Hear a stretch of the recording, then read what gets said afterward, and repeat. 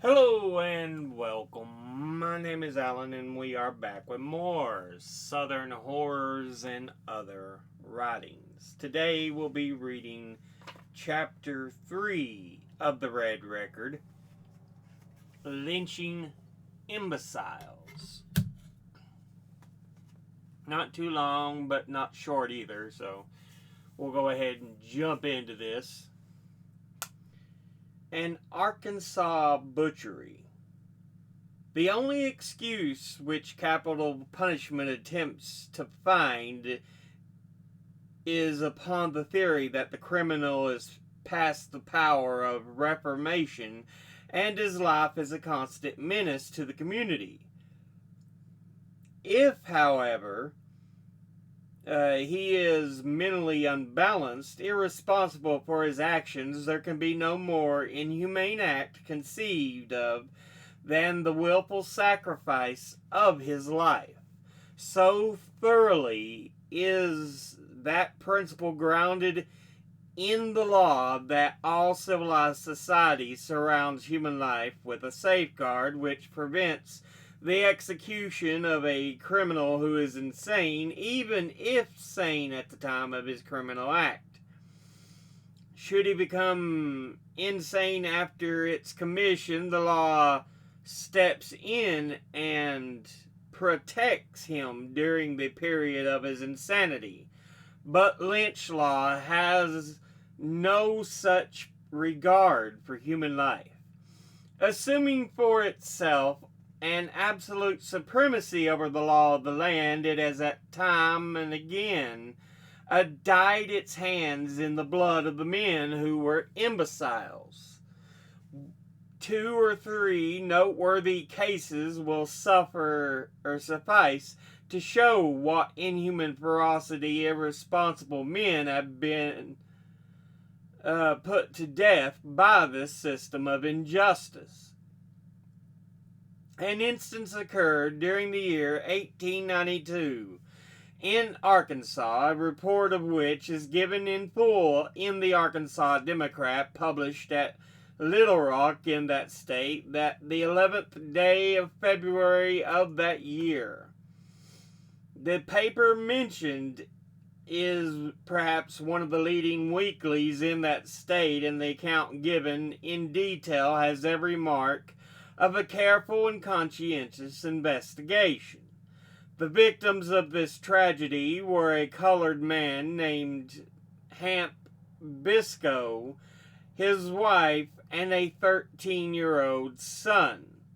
Hamp Biscoe, it appears, was a hard-working, thrifty farmer who lived near England, Arkansas, upon a small farm with his family. The investigation of the tragedy was conducted by a resident of Arkansas named R.B. Carley, a white man who furnished the account to the Arkansas Democrat over his own signature, and says the original trouble which led to the lynching was a quarrel between Biscoe and a white man about a debt. About 6 years after Biscoe preempted his land, the white man made a demand for $100 upon him for services in showing him the land and making the sale. Biscoe denied the service and refused to pay the demand. The white man, however, brought suit, obtained judgment for the $100, and Biscoe's farm was sold to pay the judgment. The suit, judgment, and subsequent legal proceedings appear to have driven Biscoe almost crazy, and brooding over his wrongs, he grew to be a confirmed imbecile. He would allow but a few men, white or colored, to come upon his place, as he suspected every stranger to be planning to steal his farm. A week preceding the tragedy, a white man named Venable, whose farm adjoined Biscoe's, let down the fence and proceeded to drive through Biscoe's field. The latter saw him, grew very excited, cursed him, and drove him from his farm with bitter oaths and violent threats. Venable went away and secured a warrant for Biscoe's arrest. This warrant was placed in the hands of a constable named John Ford, who took a colored deputy and 2 white men out to Biscoe's farm to make the arrest. When they arrived at the house, Biscoe refused to be arrested and warned them he would shoot if they persisted in their attempt to arrest him. The warning was unheeded by Ford, who entered upon the premises when Biscoe, true to his word, fired upon him. The load tore a part of his clothes from his body, one shot going through his arm and entering his breast. After he had fallen, Ford drew his revolver and shot Biscoe in the head and his wife through the arm. The Negro deputy then began firing and struck Biscoe in the small of his back. Ford's wound was not dangerous, and in a few days he was able to be around again. Biscoe, however, was so severely shot that he was unable to stand after the firing was over. 2 other white men, hearing the exchange of shots, went to the rescue of the officers, forced open the door of Biscoe's cabin and arrested him, his wife, and 13-year-old son, and took them, together with a babe at the breast, to a small frame house near the depot and put them under guard.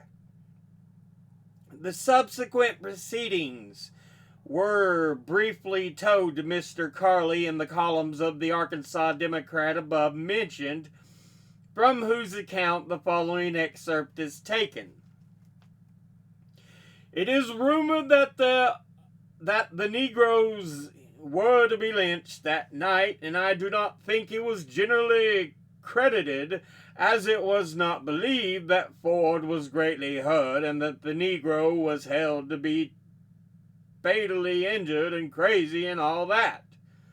But that night, about 8 o'clock, a party of perhaps 12 or 15 men, a number of whom were known to the guards, came to the house and told the Negro guards they would take care of the prisoners now and for them to leave.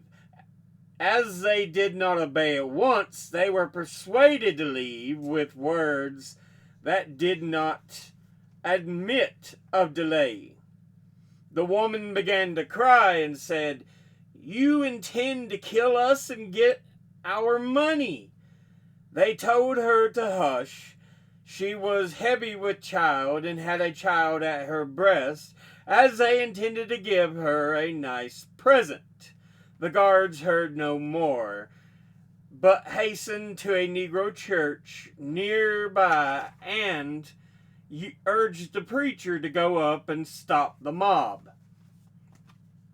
A few minutes after the shooting began, perhaps about 40 shots being fired, the white men left rapidly and the Negroes went to the house. Hamp Biscoe and his wife were killed. The baby had a slight wound across the upper lip, and the boy was still alive and lived until after midnight, talking rationally and telling who did the shooting. He said when he came in they came in and shot his father, he attempted to run out of the doors and the young man shot him in the bowels and that he fell. He saw another man shoot his mother and a taller young man whom he did not know shoot his father. After they had killed them, the young man who had shot his mother pulled off her stockings and took $220 in currency that she had hid there. The men then came to the door where the boy was lying, and one of them turned him over and put the pistol to his breast and shot him again. This is the story the dying boy told, as near as I can get it. It is quite singular that the guards and those who had conversed with him were not required to testify. The woman who had known to have the money, as she had exposed it that day, she had also had $36 in silver, which the plunderer of the body did not get. The Negro was undoubtedly insane and had been for several years. The citizens of this community condemn the murder and have no sympathy with it. The Negro was a well-to-do farmer, but had become crazed because he had convinced some plot had been made to steal his land, and only a few days ago declared he had expected to die in defense of his home in a short time and did not care how soon. The killing of a woman with the child at her breast and in her condition, and also a young boy, was extremely brutal. As for Hamp Biscoe, he was dangerous and should long ago been confined to an insane asylum. Such were the facts as near as I could get them, and you can use them as you see fit, but I would prefer you would suppress the names charged by the Negroes with the killing. Perhaps the civilized world will think that with all these facts laid before the public, by a writer who signs his name to his communication in a land where grand juries are sworn to investigate, where judges and juries are sworn to administer the law, and sheriffs are paid to execute the decrees of the courts, and where in fact every instrument of civilization is supposed to work for the common good of all citizens, that this matter was duly investigated, the criminals apprehended, and the punishment meted out to the murderers. But this is a mistake. Nothing of the kind was done or attempted. 6 months after the publication above referred to, an investigator writing to find out what had been done in the matter received the following reply. Office of S.S. Glover, Sheriff and Collector, Lonoke County, Lonoke, Arkansas, September 12, 1892. George Washington, Esquire, Chicago, Illinois. Dear Sir, the parties who killed Hamp Briscoe, February the 9th, have never been arrested. The parties are still in the county. It has been done by some of the citizens and those who will not tell. S.S. Glover, Sheriff. Thus acts the mob, and the victim of its fury, conscious that it will never be called to an account. Not only is this true, but that the moral support of those who were chosen by the people to execute the law is frequently given to the support of the lawlessness and mob violence. The press and even the pulpit in the main, either by silence or open apology, have condoned and encouraged this state of anarchy. Tortured and burned in Texas. However, in the history of the civilization has any Christian people stooped to such shocking brutality and indescribable barbarism as that which characterized the people in Paris, Texas, and adjacent communities on the 1st of February, 1893. The cause of the awful outbreak of human passion was the murder of a 4-year-old child, daughter of a man named Vance. This man, Vance, had been a police officer in Paris for years and was known to be a man of bad temper, overbearing manner, and given to harshly treating the prisoners under his care. He had arrested Smith and, it is said, cruelly mistreated him. Whether or not the murder of his child was an act of fiendish revenge, it has not been shown, but many persons who know of the incident have suggested that the secret of the attack on the child lay in the desire for revenge against its father. In the same town, there lived a Negro named Henry Smith, a well-known character, a kind of roustabout, who was generally considered a harmless, weak-minded fellow, not capable of doing any important work, but sufficiently able to do chores and odd jobs around the houses of the white people who cared to employ him. A few days before the final tragedy, this man Smith was accused of murdering Myrtle Vance. The crime of murder was of itself bad enough, and to prove that against Smith would have been amply efficient in Texas to have committed him to the gallows. But the finding of the child so exasperated the father and his friends that they at once shamefully exaggerated the facts and declared that the babe had been ruthlessly assaulted and then killed. The truth was bad enough, but the white people of the community made it a point to exaggerate every detail of the awful affair and to inflame the public mind so that nothing less than immediate and violent death would satisfy the populace. As a matter of fact, the child was not brutally assaulted as the world has been told in excuse for the awful barbarism of that day. Persons who saw the child after its death have stated under the most solemn pledge to truth that there was no evidence of such an assault as was published at that time. Only a slight abrasion and discoloration was noticeable, and that mostly about the neck. In spite of this fact, so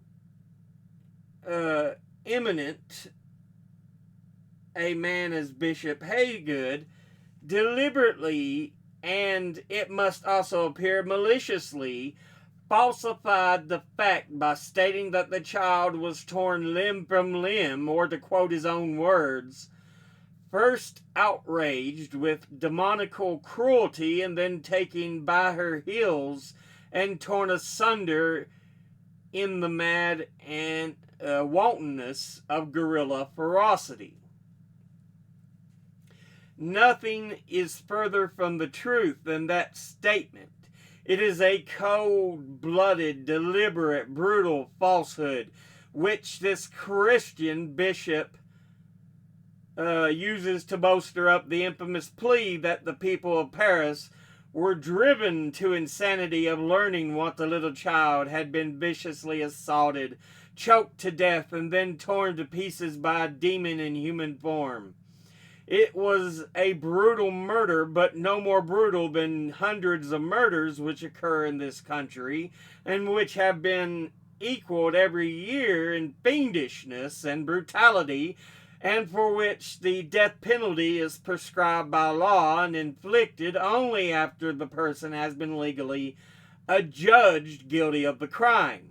Those who knew Smith believed that Vance had at some time given him cause to seek revenge, and that the fearful crime was the outgrowth of his attempt to avenge himself of some real or fancied wrong. That the murderer was known to be an imbecile had no effect whatever on the people who thirsted for his blood. They determined to make an example of him and proceeded to carry out their purpose with unspeakably greater ferocity than that which characterized the half-crazy object of their revenge.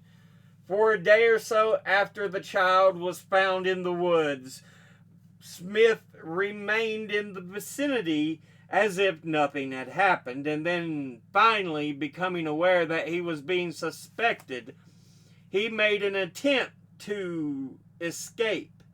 He was apprehended, however, not far from the scene of his crime, and the news splashed across the country that the white Christian people of Paris, Texas, and the communities thereabout had deliberately determined to lay aside all forms of law and inaugurate an entirely new form of punishment for the murder.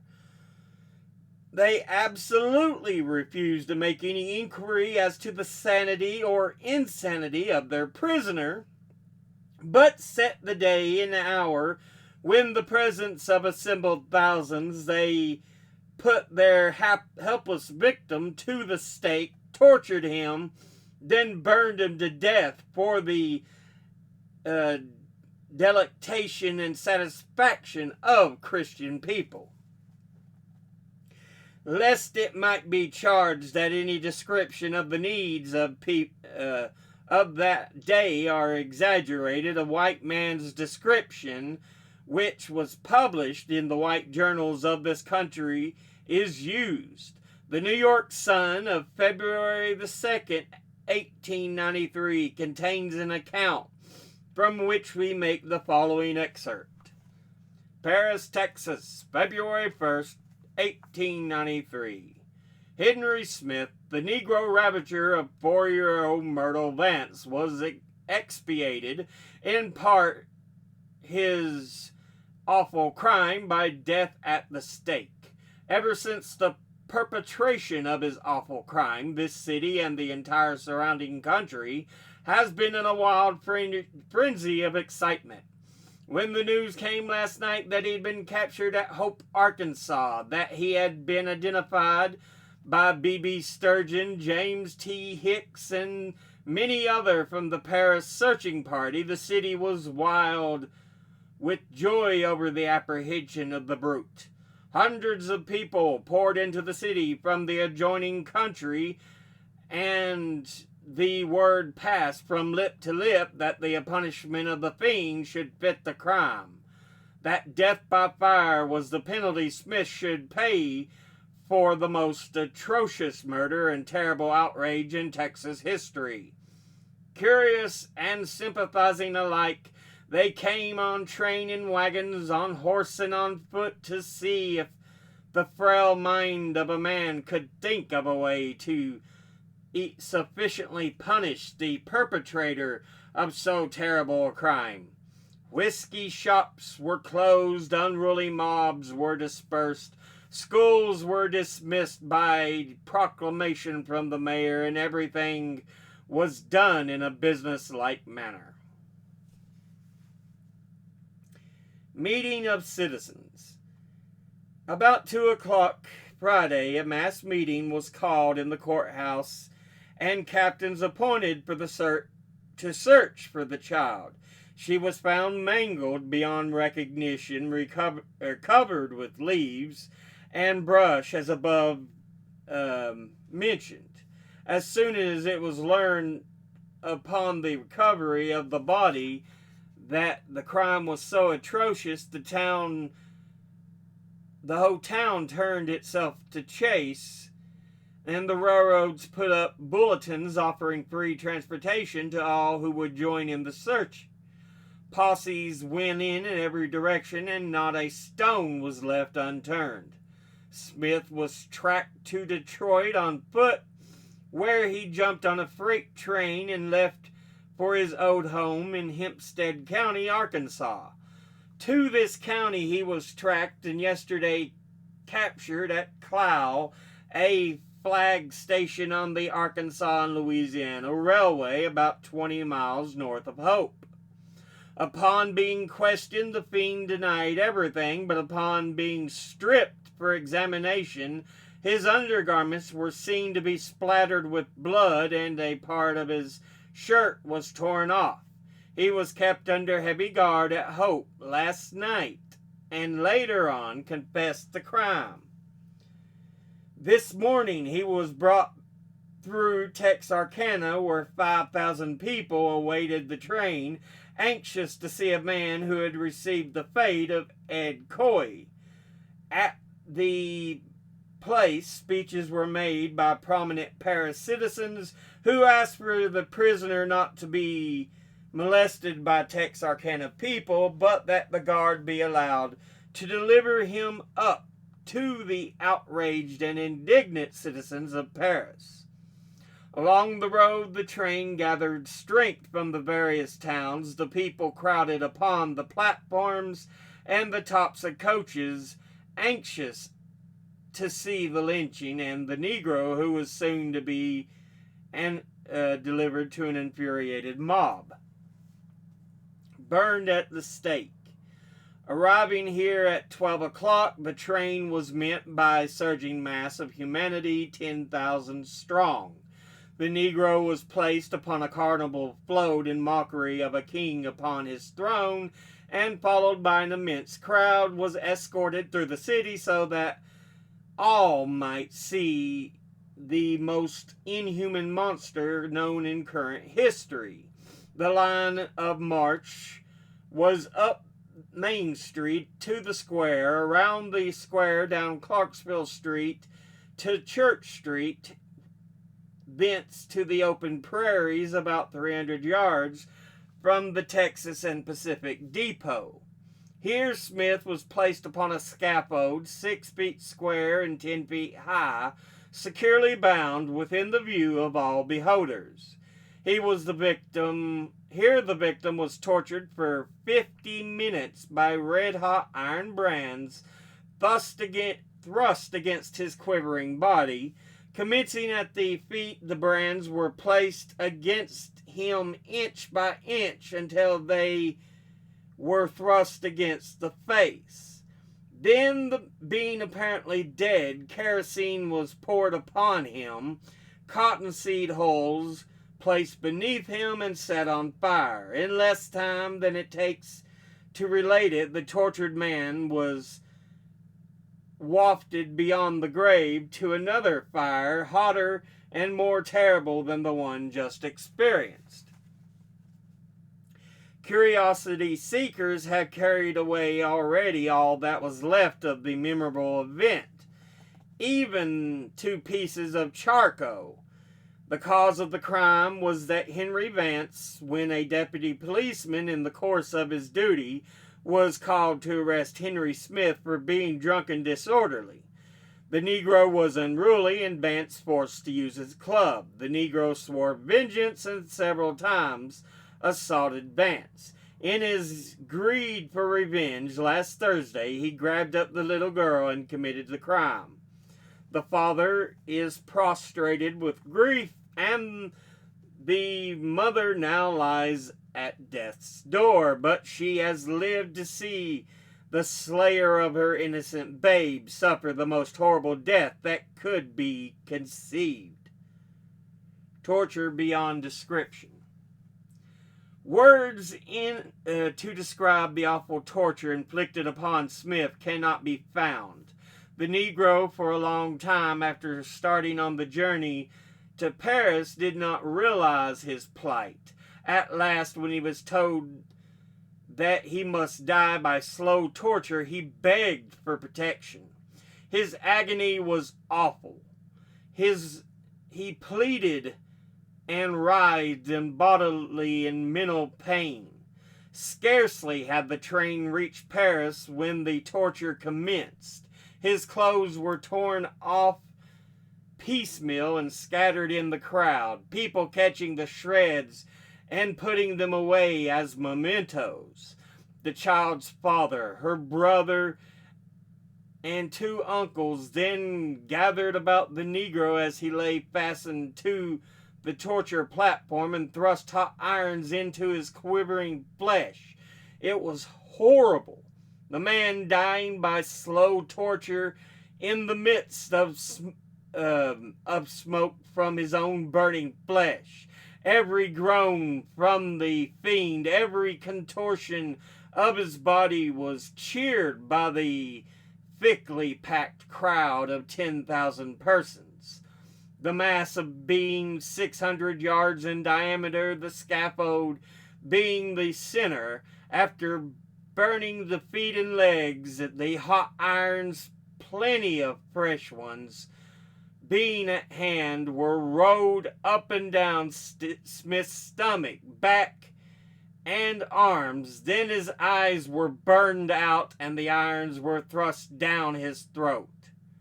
The men of the Vance family having wreaked vengeance, the crowd piled all kinds of combustible stuff around the scaffold, poured oil on it, and set it afire. The Negro rode and tossed around out of the mass only to be pushed back by the people nearest him.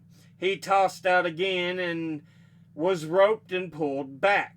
Hundreds of people turned away, but the vast crowd still looked calmly on.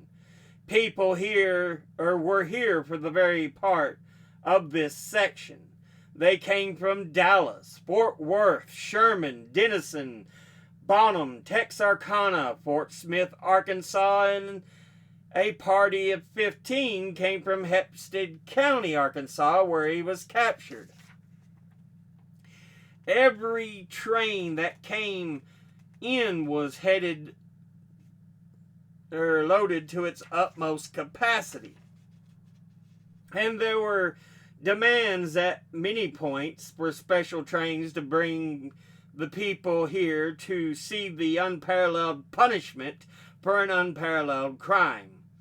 When the news of the burning went over the country like wildfire, at every country town, anvils boomed forth the announcement.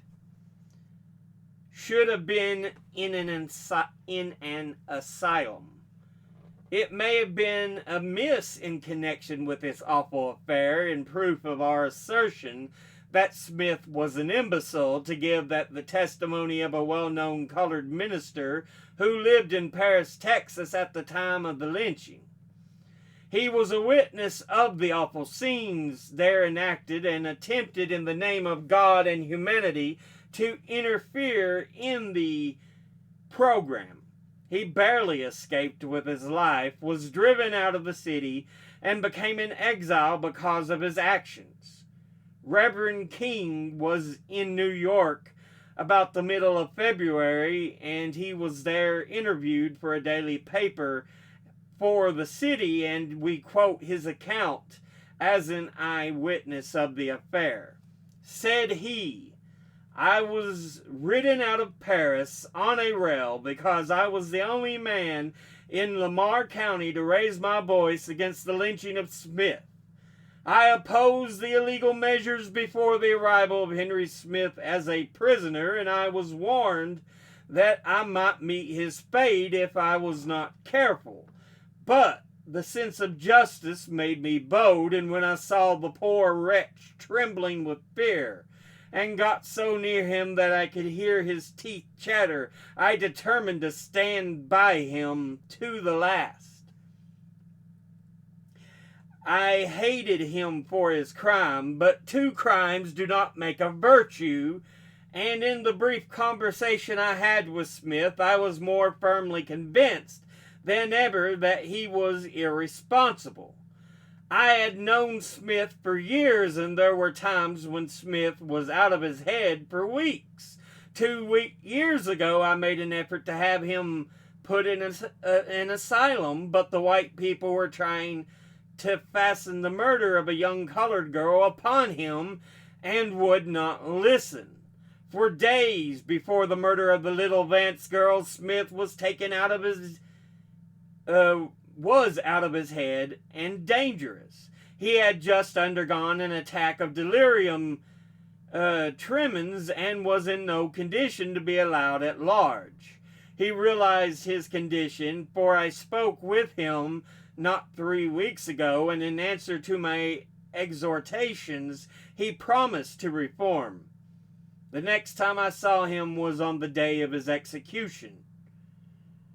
"Drink did it! Drink did it!" he sobbed. Then, bowing his face in his hands, he asked, "Is it true? Did I kill her? Oh, my God, my God!" For a moment he seemed to forget the awful fate that awaited him, and his body swayed to and fro with grief. Someone seized me by the shoulder and hurled me back. and Smith fell writhing to the ground in terror as 4 men seized his arms to drag him to the float on which he would be exhibited before he was finally burned at the stake. I followed the procession and wept aloud as I saw little children of my own race follow the unfortunate man and taunt him with jeers. Even at the stake, children of both sexes and colors gathered in groups, and when the father of the murdered child raised the hissing iron with which he was about to torture the helpless victim, the children became as frantic as the grown people and struggled forward to obtain places of advantage. It was terrible. One little tot, scarcely older than the little Myrtle Vance, clapped her baby hands as her father held her on his shoulders above the heads of the people. "For God's sake," I shouted, "send the children home." "No, no," shouted 100 maddened voices. "Let them learn a lesson."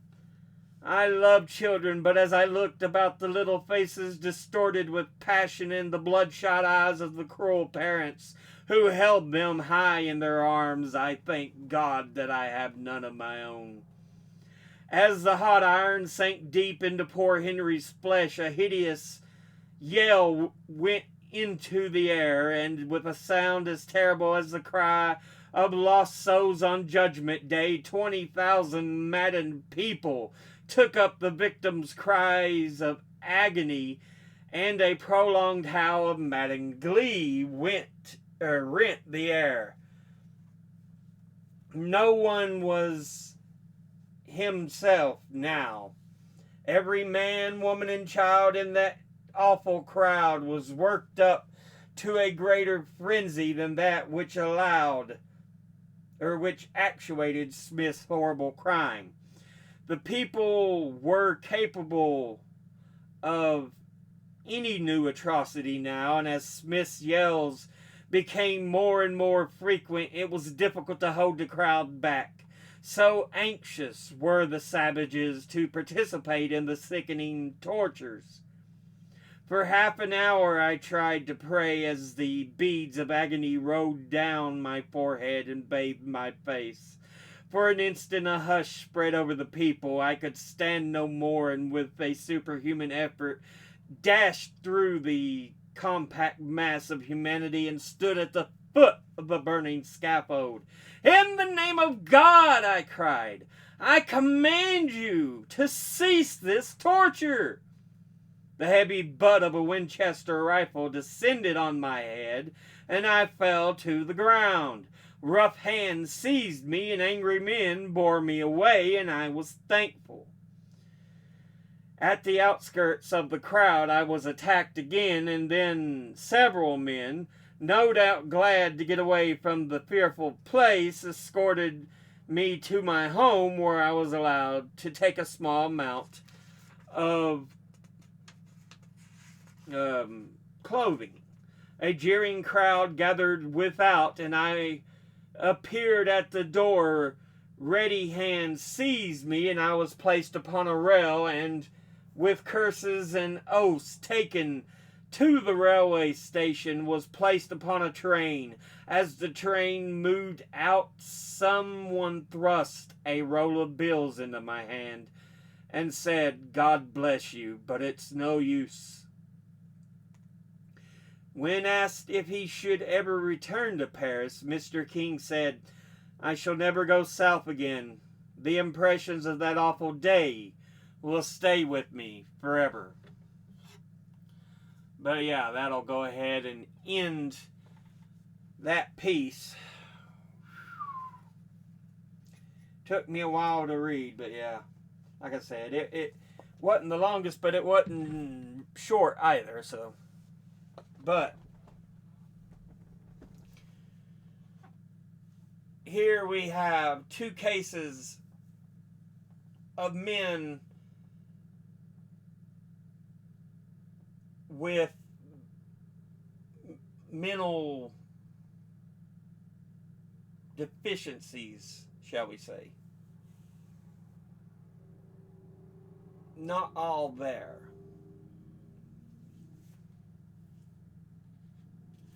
In another manner of speaking.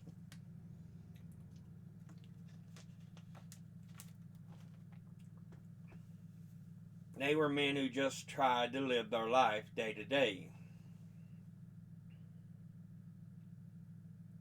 But clearly, that wasn't meant to happen. Second one, you can already tell they had a want to try to take him down and blame him for stuff already, because they were trying to tie him to the death of another young girl earlier.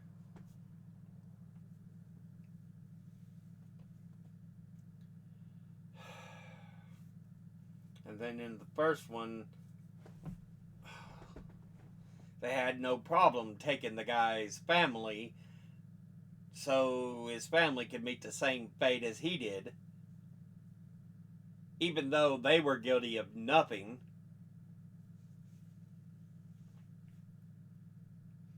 It just shows how vile and foul these people, driven by simple acts of hate, can be. They can sit there and shout and cry, "I'm a Christian," all you fucking want, but you don't act like it. You don't act like it. You act like monsters. You act like monsters. And Ida makes the point, both men should have been put into asylums beforehand. Suggestions have even had been put out there. No.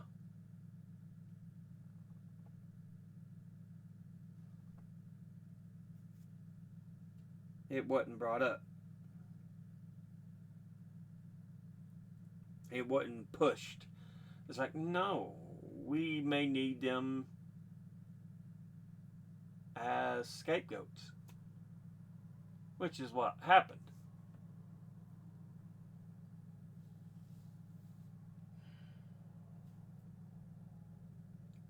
It's just disgusting, despicable. I mean, there's not enough words to really describe how sickening that behavior is.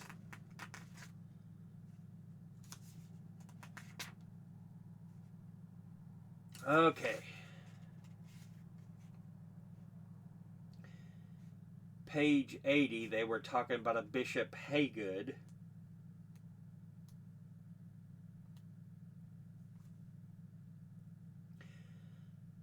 Who was Atticus G. Haywood, president of Emory University, at the time being named Bishop of the Methodist Church in 1890. And apparently,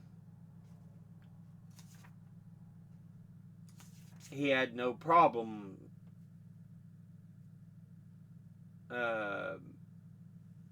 lying about the acts, falsifying record.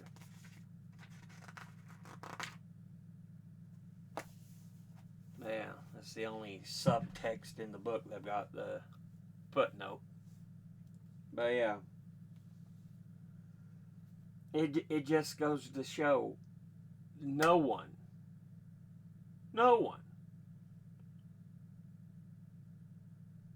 was safe. Didn't matter conditions, anything. If you were African American, you were available to be used as fodder. You were under threat of being lynched. You saw how they treated the preacher at the end of that chapter when they were talking about the hanging of the second man. Well, hell, he wasn't even really hanged. He was burned at the stake.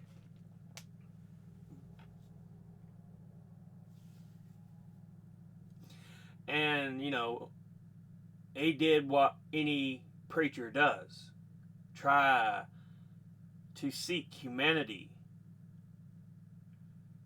Seek kindness in the name of their beliefs, of their God, of their Christ. But the other so-called Christians seeking vengeance, they didn't care.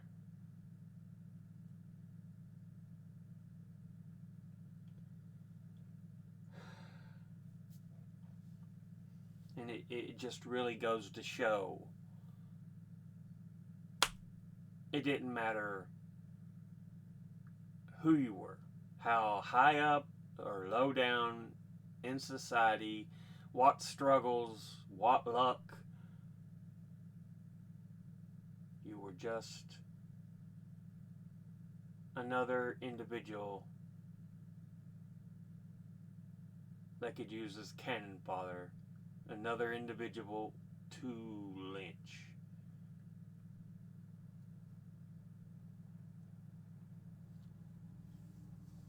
Yeah.